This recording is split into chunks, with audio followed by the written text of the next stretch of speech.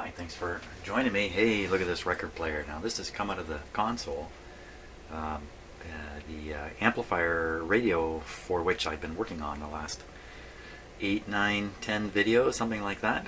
So, but here's the record player. Now this is not the original record player from this console. The original record player was a simpler 78 only player. And somewhere along the line somebody upgraded the console and dropped this player into it. Marconi. Very nice, cool looking print here. You know, I don't know much about the Marconi company itself. I know they're very active. Certainly, even in the early days, as you know, Marconi himself got quite a popular reputation for the work he was doing. Don't know if they actually made this record player or if this is just branded with the Marconi name on it. Don't know. It's made in America though. I saw a sticker underneath. We'll probably get another look at it later. So a nice looking record player. Comes with an overarm handle. It's still easier to do this, I think. That works really nice. Very nice. Okay, that's a good sign. This all seems pretty good. Oh, can you see the needle there?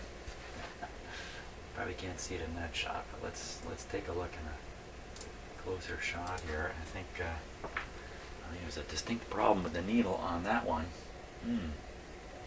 Okay, that's nothing serious at all, though. I mean, it can just be bent back into place, but it's way out of place. And this is a flip cartridge. Let's see what's on the other. Wait a minute. Oh, look at down below. It's a stereo. Oh, I hooked up one channel. You know, I'm going to have to read up on this. The stereo, you know, I'm thinking of, actually I'm thinking of radio, of FM stereo. I won't have to read up on this. Well, what was going on in my head? I don't know. Forget it. Oh, there's the needle. Nice clear. An N83 needle. No doubt what it needs, if it needs one. Notice it's blue. Needle is blue. This one, well, I don't know. Is it red? I don't know. Don't think so. Okay, so chances are this guy is only playing one channel with a stereo cartridge. Originally, this would not be a stereo cartridge. So all that's happened here is somebody's taken out the original cartridge, stuck in the stereo one, and just didn't bother to deal with getting the other channel. They just hooked up one channel. They'll never know. And there you go. Hey, this is a cartridge. This is a head shell pop-off thing here, I think. Looking at the way this is done, I think I can pop this out. It's like an early Garrard or something. Here's the tone arm tension adjustment here. Pretty obvious what's going on there, and all seems to be looking actually pretty good. You know, these things are sitting in a console, right? The console over here, the big console here. They're sitting inside here, under, you know, protected all the time. So still got some dust on it, but not in bad shape. Okay, now, before we try pulling this out, what about spinning this? Okay, I can feel it grabbing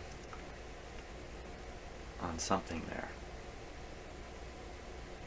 And it's definitely turned to the off position. Now, in the off position, this thing should really turn free. So maybe it's halfway through. I think it's halfway through something. Oh yeah, there it goes. Catch it there. That's too bad. You don't want to leave these halfway through something, because you leave the intermediate wheel, that's probably over here, pressed up against the motor. You want this to be like this, so it'll turn free like that. Whenever you finish with it.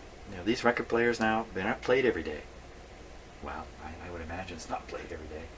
So it sits for a long period of time until somebody decides to play a record. And if it's sitting there with that intermediate wheel pressed up against the motor capstan or the motor spindle, you're going to get a bump on it. Hopefully that's not the case. This particular one, I'm gonna change the speed here. You can watch how it does it. Watch the motor now. It's a little hard for me to do this with one hand. Okay, hold on. You don't have any choice but to hold on. Here we go. So I'm just going to change the speed and watch what happens to the motor. So you go up, up, down, down, down. So in this case, rather than move the intermediate wheel up and down, they move the motor up and down. It changes the spindle contact point with the intermediate wheel. Seems pretty good. 16, all the way down. There's all the way down. Now, I think we should really give this guy a try. I think he's ready to be tested because I don't see anything necessarily wrong. That's quite a spring there, isn't it?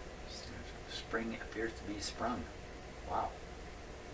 You don't normally see springs that stretched open. And back here, dried up lubricant. I can't be absolutely sure what I'm seeing there. There you can see the intermediate wheel. And you can see the oh, that big spring. I think that's the intermediate wheel pulling spring. Wow, that can't be the way it was meant to be. That can't be that way. I just can't imagine that's correct. The intermediate wheel looks kind of small, kind of, I don't know, beat up. Oh, I'm almost going to say there's a belt. No, it's not a belt.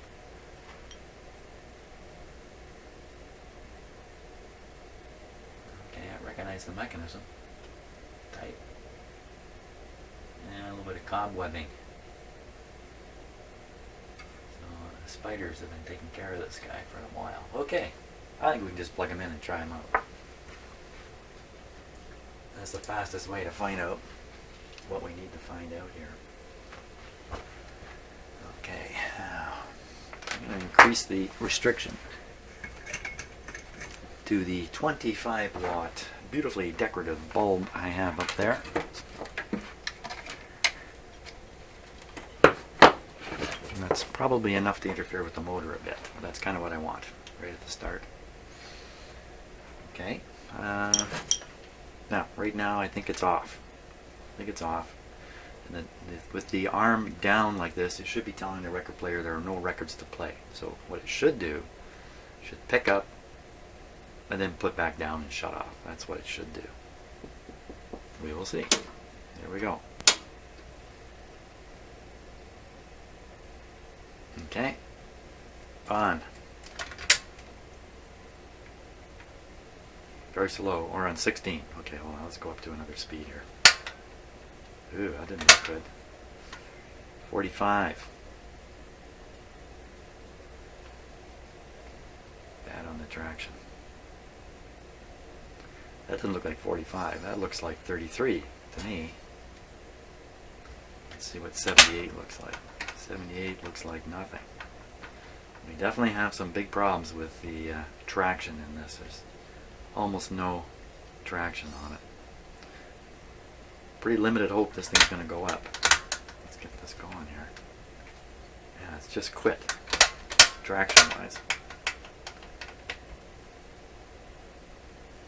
Okay, I'll help it through the process here. So we're going to do the reject button. Okay, it's picking up. Ooh, now I'm pushing real hard on this bladder. Yeah, real hard. Almost certainly that's some kind of... Okay, mechanism working properly. It's shut off. The bladder's free again. That's good. Let's give it another go. I don't know why it jumps off like that. Not quite what you want. Okay, it's on. I'm going to drop the record. I'm going to watch the spindle operation while that happens.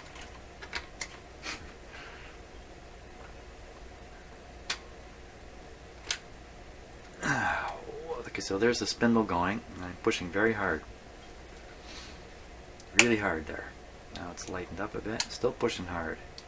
Okay, it's lightened up a bit. And we don't want to drag the needle there. Now, can it sense the end? Maybe not at that speed. Yeah, yeah. Okay, so the velocity sensing mechanism in there seems to be working. It's very hard to turn though when it's going through its deal. So now it would be a mistake to just turn this off. Oh, it's okay. That's good. Okay, so it's got a kicker. When you switch it off, there'll be a little arm in there shoving the intermediate wheel off the things it pushes up against. So the wheel doesn't get that divot. What you wouldn't want to do is leave this on, pull the plug. Who's going to do that anyway? Let's see if we can pull this out now. It's got this rather curious top part here. Well, maybe it just comes out. Now the technique for pulling this out, or doing these kinds of things, and just, I'm not Mr. Technique here, but I do have one for this. If you hold it like this and start pulling, when it comes apart, your arms are going to fly. Okay, we all know that. We've all experienced what happens then. So the idea is not to pull from your shoulders, but to push with your thumbs and fingers, kind of like this. Okay, so you don't have that fly apart effect. There we are. Hey, it actually worked. It's a little scary telling people how to do things and then doing them in case they don't work out. Well, I'll just flip the needle back.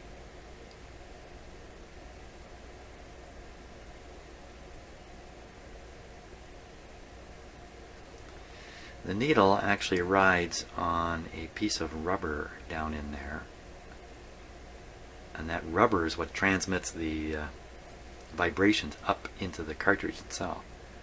So you want to make sure that the needle is contacting it nicely. It looks pretty good. The rubber looks pretty soft. This might be fairly recent. Who knows? Very easy to replace these. No, I don't see any particular problem there at all. The screws that are one on this side, one on that side don't match. And the cartridge is on a bit of an angle, just a tiny amount. Well, it's loose. The cartridge is loose. That's not so good. I'm going to tighten that up right now.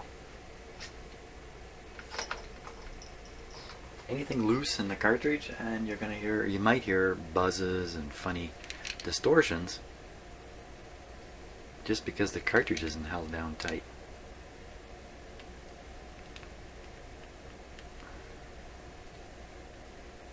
I suppose I should really test the cartridge before I screw it in, but what the heck.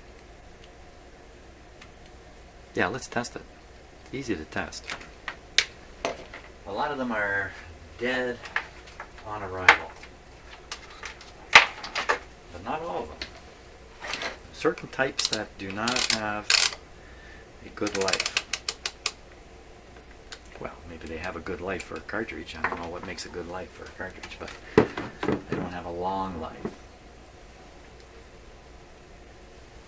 Now, if there's little holes here, good. I can just stick my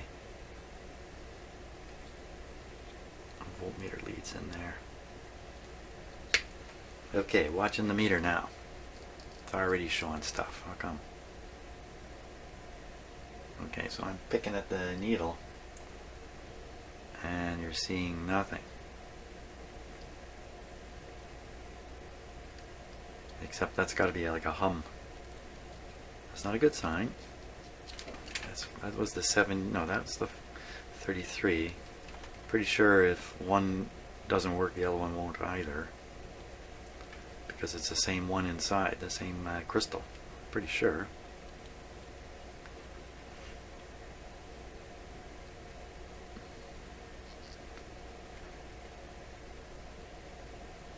I'm pretty sure this cartridge is dead. DOA. Make sure I'm doing this right. I got this on AC. 2 volts, and it's just nothing. This should generate up to a volt, even more in some cases. So I think it's a dead cartridge.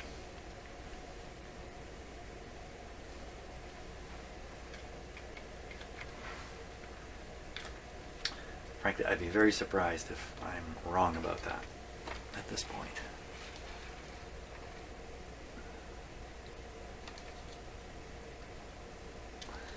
Again, these pieces, when you're working on something like this, you don't want to break any of this stuff, because you break it, it's ruined.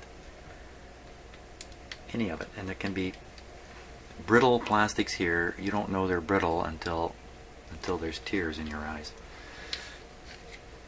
Something seems to be stopping that from sliding back in.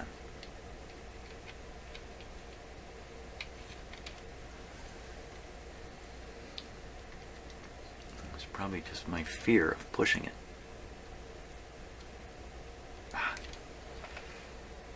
Got it. Okay. So I won't be expecting any music coming out of this one. I'd stock a few cartridges, but you know, there's so many. The chances are whatever I grabbed would be wrong.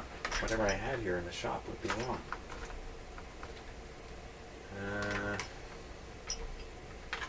Quickly. Yeah, something to pry this with. Oh! Hey, that one almost went flying. See, that's the one time I don't put my finger there. Of course, that's when it decides to go flying, but I got it.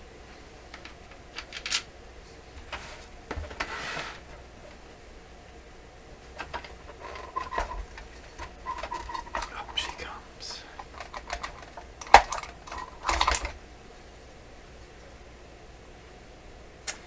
Wow, okay. I want to look at that intermediate wheel. Ooh, it's a real different deal there. Oh, there's no question that spring is wacko. So first of all, I see lots of fairly fresh lubrication here. So somebody's been here not too long ago. And if you look right at the intermediate wheel, oh, this is something a little different than what I'm used to seeing. Got this piece at the top and a piece at the bottom, and then look at this spring. See, I think someone has tried to jack up the spring pressure here, and it's not bad. It's pretty good actually. Wow, it's almost interfering with the motor. Well, I'll change the motor speed. You can watch the motor change position now.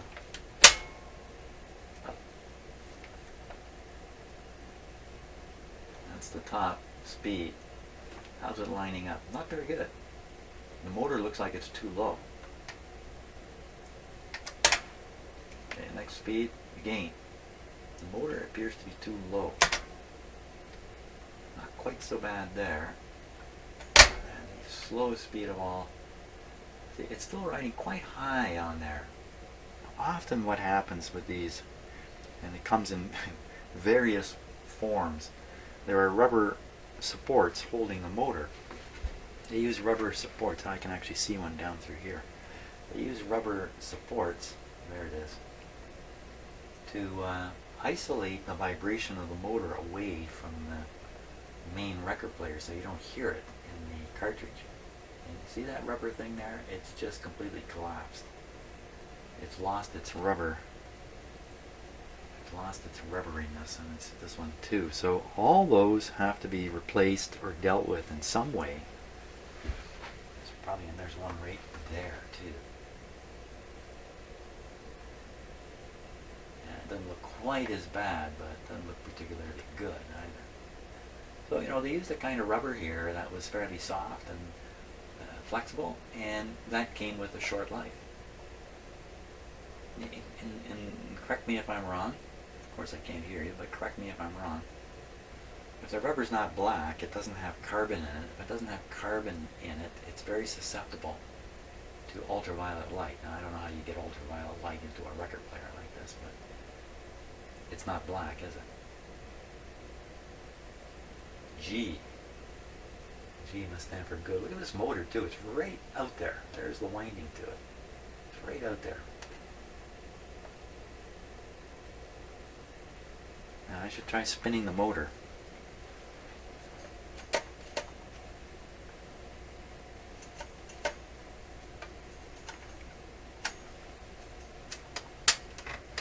Oh, there it goes. Just spinning. It's spinning itself. Let's see how long it takes it. I'm going to push off the intermediate wheel. turn it off and we'll see how long it takes it to stop. Here we go. Not bad. Not bad. It doesn't seem to have brakes on. This is the kicker mechanism here that's supposed to kick this out here. Kick it off. I'm pretty sure that's the kicker. Let's see. I'll turn it on. Kicker not kicking anything. I think this is supposed to swing over like this. It has to compress this spring here. Oh, what's happened? Once again, my camera has stalled because I've operated a motor switch or something like that. So I just got to reset it here. Just take a second. Reset.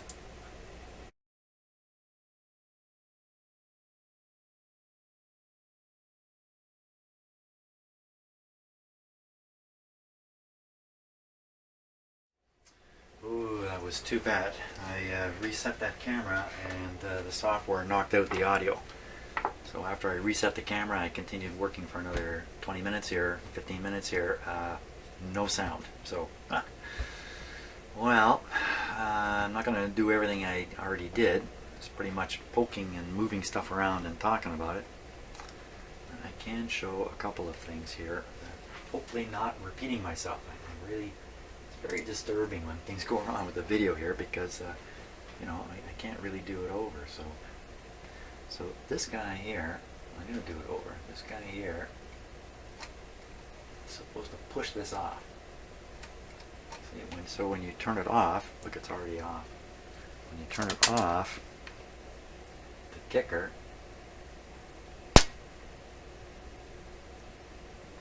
should kick it a little bit off the spindle and away. It should move away from the record too. It doesn't seem to, does it? No.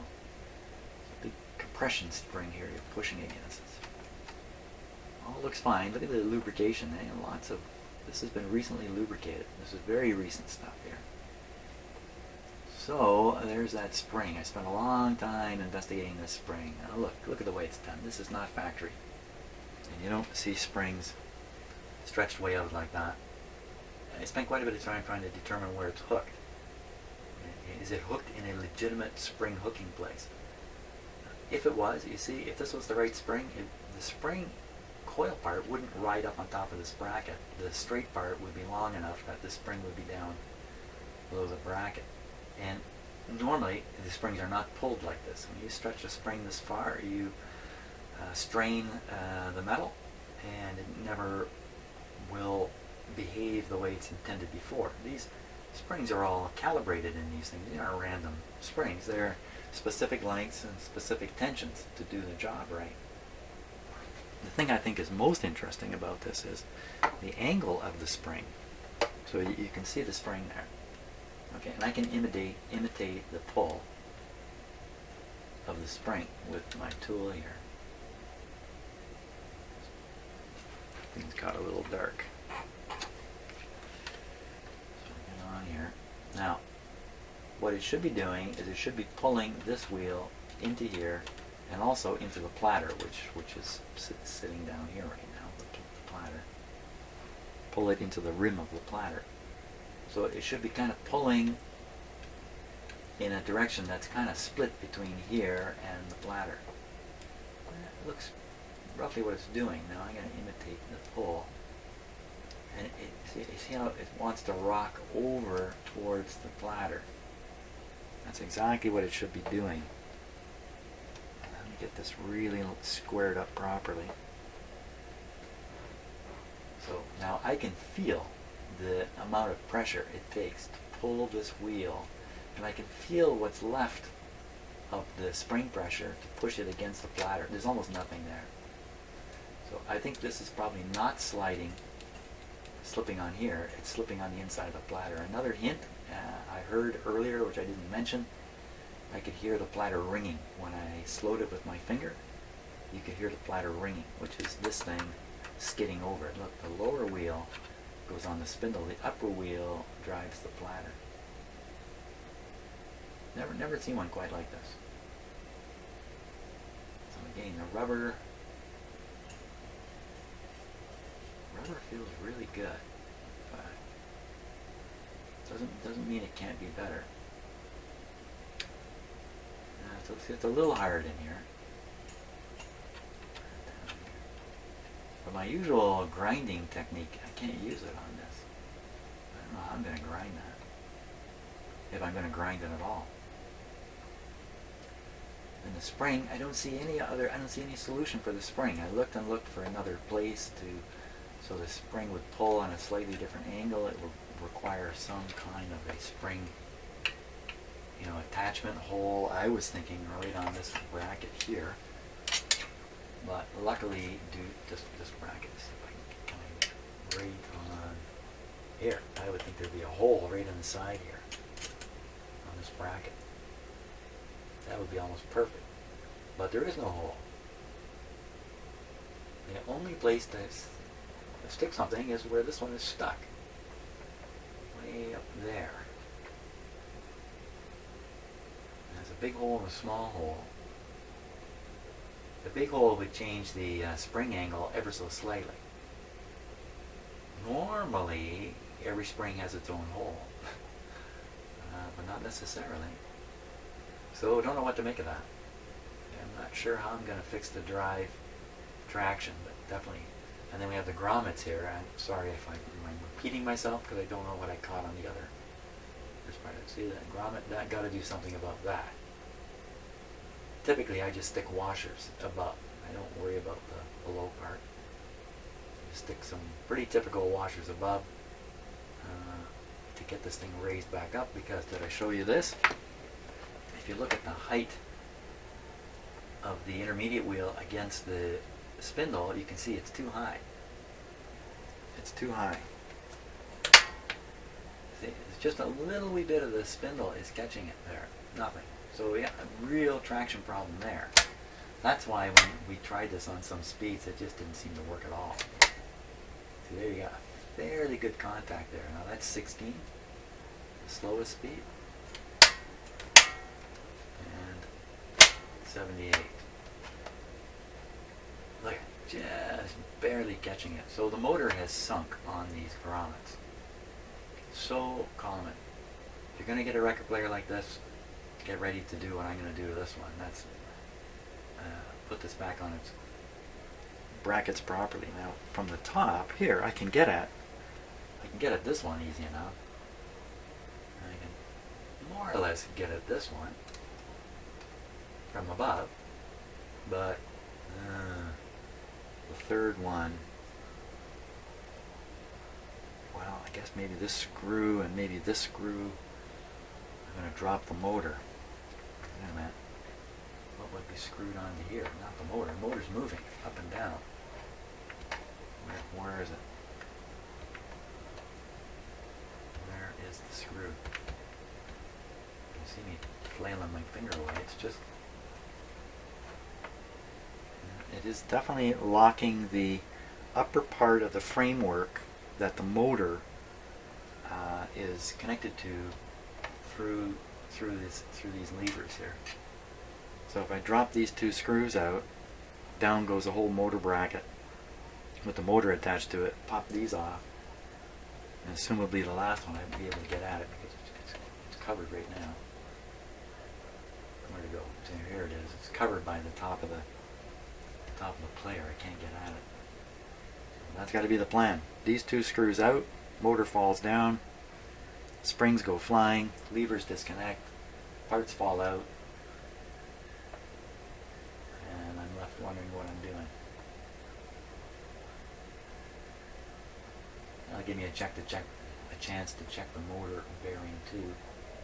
And we're one step away from removing this guy. To remove this guy, usually there's an E-clamp right here, but not this one. This one's got rivets. It look like rivets. There's a clamp. There's an E-clamp there. So I think I can pull this arm off pretty easily. The whole thing will come together as a unit though, which is kind of neat. Okay, I got a plan.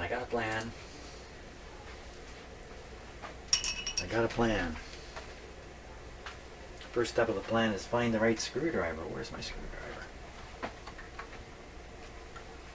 let's try this one.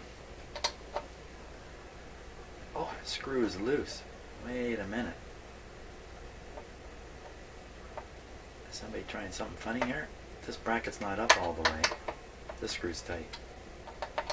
We'll just assume.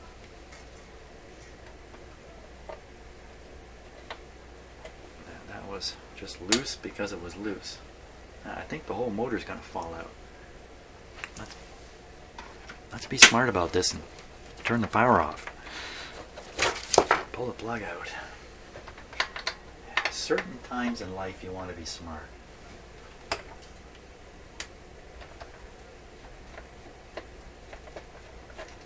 Let's see if taking out those 2 screws was smart. Uh-oh. Oh, what's going on here? It's not coming down. Feels like there's something more holding it. Oh, what's holding it?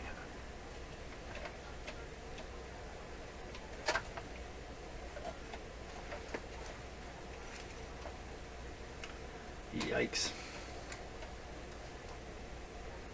Something over in this area.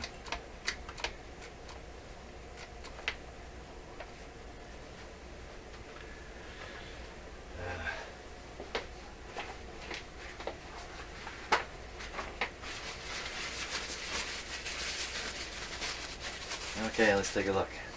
Try not to flip this over here. And there we go. So, looking for a screw or something holding this up. What? Okay, hold on, let me move it.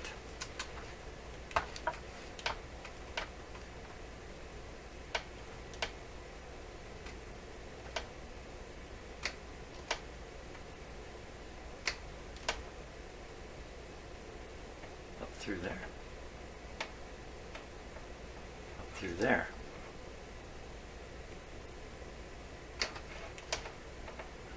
I gotta put the camera down. Get the camera perfectly steady for this. Okay. It is rotating right on that point. Oh my gosh, look at this situation. So right above that. Wait a minute, that's the speed control.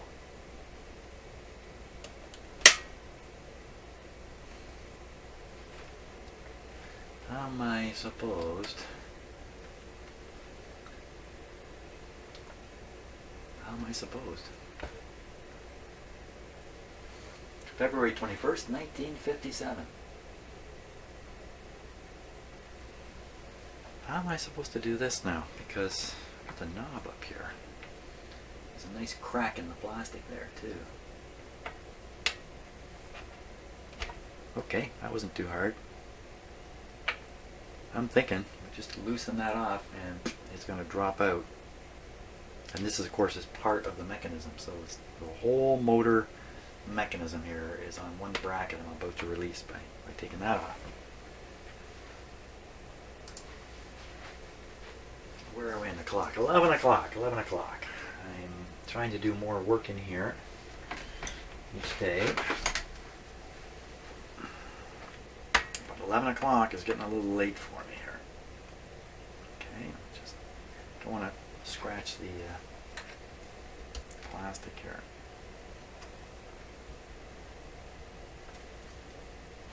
That's a sticky bugger.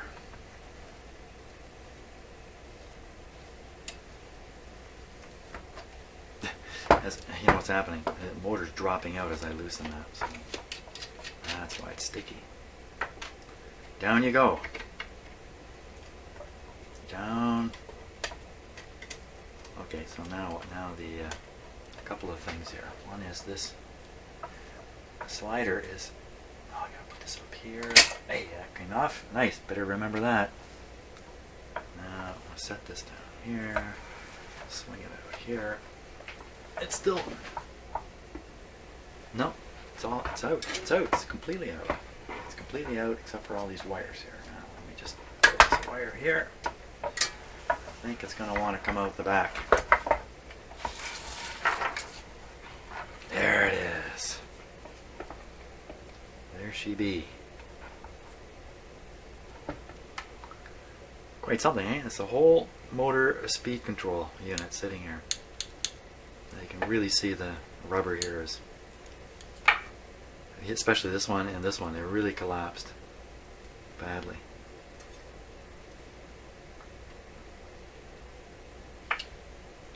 There's the spring. Looks pretty innocent from here, doesn't it? See, and I don't know where else you could hook it.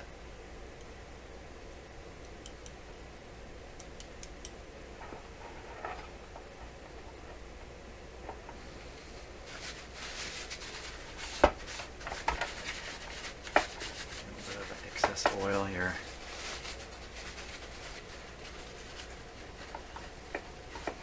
Don't want to have any oil near that. Okay, so I think the next step is we're going to remove this.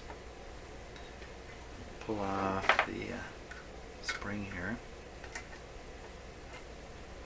Yeah, look at this. Spring is sprung.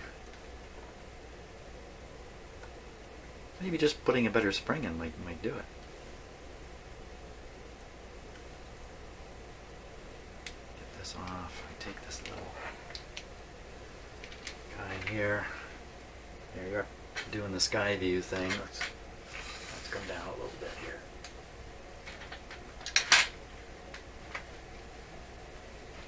Helicopter view. Get that off there without having it fly away. There it is. I put that in my special grommet spot. Put this back on here before I lose track of it.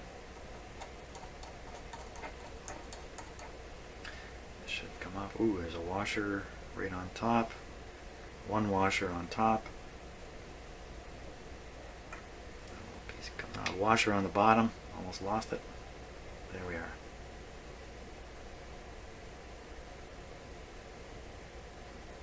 You know what? There's oil all over this. Ha! Ha ha ha. That is not good. So these motor mounts, I got to pull out the old ones and I got to stick some kind of a rubber washer in here. I usually, shame on me, I don't have these exact grommets by any means. I just use tap washers. Ooh. Now I can hear some of you saying, no, you can't use a tap washer, they're too hard. You're absolutely right. They're a little hard and they'll transmit some of the motor noise up into the platter, but don't be kidding yourself here. This is not a high fidelity player.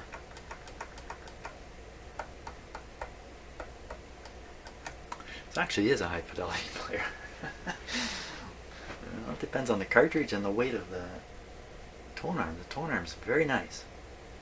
You could put you could lighten this up quite a bit more. You could put a pretty nice cartridge into something like this. Then from there, it's all about what stereo you plug it into.